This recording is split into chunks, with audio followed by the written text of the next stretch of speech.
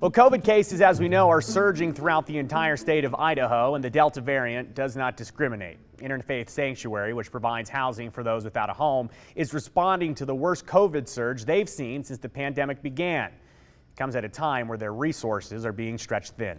Here's our Katya Stepovic. At the beginning of the pandemic, Interfaith Sanctuary partnered with the city of Boise to establish a designated COVID-positive hotel to send all positive guests for quarantine, with some funding from FEMA to cover the costs. This time around, resources are being stretched thin, and the hotel is filling up.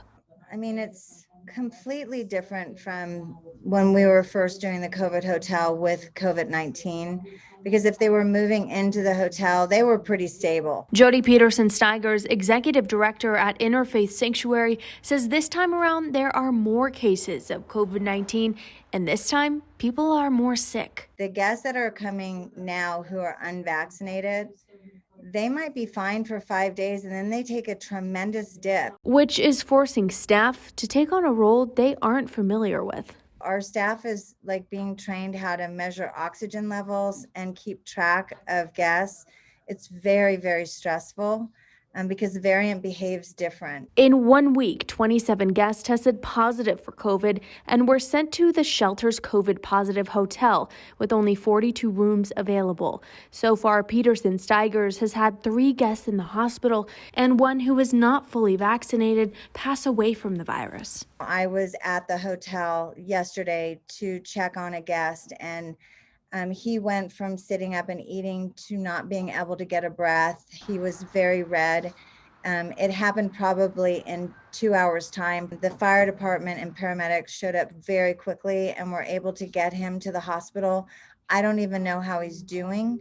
He was really sick. It's just scary. Not only are people in the shelter getting very ill, but there's not enough staff to look over them, and only 15 spots left in the COVID positive hotel. We thought 42 was going to be plenty because we never, ever had more than 12 during the first part of the pandemic when we were running the COVID hotel.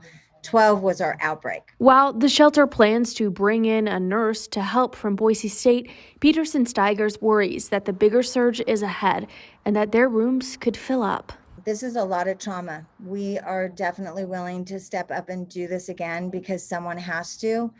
But it's very scary. We are not trained to do this. We're learning as quickly as we can, but the responsibility is daunting.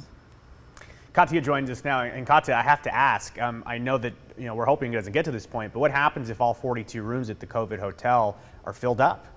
Well, everyone hopes it doesn't get to that point, but unfortunately the reality is COVID cases are surging and it is a concern. And the reason why they're hopeful though is because a lot of patients and guests are allowed to leave after 10 days of quarantining.